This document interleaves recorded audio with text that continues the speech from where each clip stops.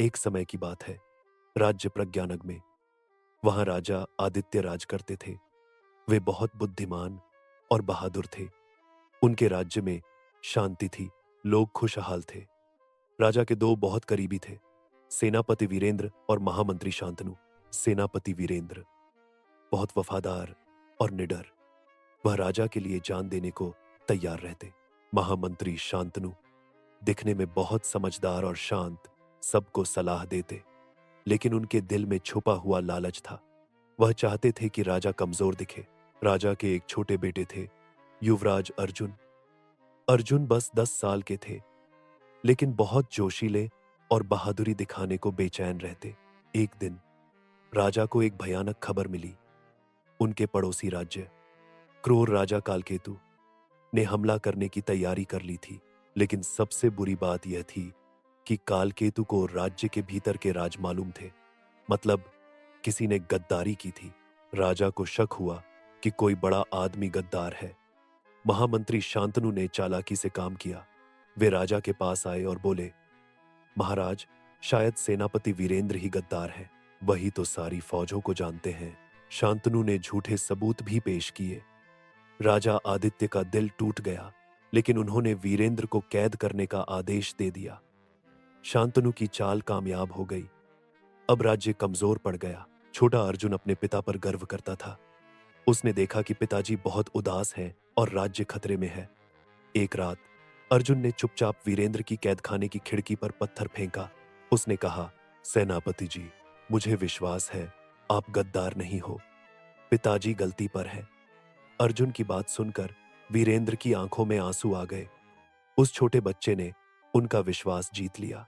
अगले दिन कालकेतु की सेना ने हमला कर दिया। राजा आदित्य खुद लड़ने को तैयार हुए। तभी अर्जुन जोर से चिल्लाया, पिताजी रुकिए, असली गद्दार तो महामंत्री शांतनु है। उसने ही कालकेतु को खत लिखा था। अर्जुन ने एक छुपा हुआ पत्र दिखाया जो उसने शांतनु के कमरे से चुराया था। सबके सामने सच्चाई आ गई।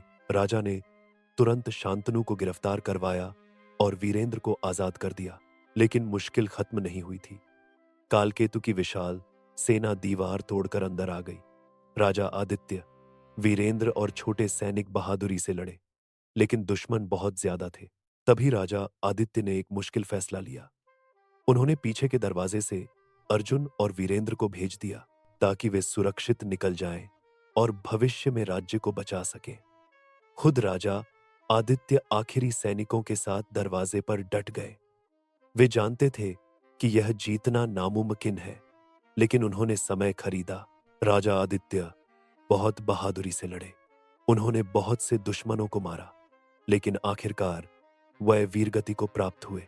उनकी कुर्बानी ने वीरेंद्र और अर्जुन को सुरक्षित भागने का मौका दिया। कुछ साल बाद युवराज अर्जुन, अब एक जवान योद्धा, और सेनापति वीरेंद्र ने नई सेना तैयार करके प्रज्ञानक को आजाद कराया। अर्जुन राजा बना। उसने अपने पिता राजा आदित्य की समझदारी और बहादुरी को याद रखा। उसने अपने राज्य में फिर से शांति और खुशहाली लौटाई। राजा आदित्य की मूर्ति राजमहल के सामने लगाई गई। लोग उन्हें याद करते, उस महान राजा को जिसने अपनी खुशी और जिंदगी दोनों कुर्बान कर दी ताकि उसका राज्य और उसका बेटा सुरक्षित रह सके। उनकी वीरता और बुद्धिमत्ता की कहानियां पीढ़ी दर पीढ़ी सुनाई जाती हैं, यह याद दिलाते हुए कि असली राजा का फर्ज क्या होता है।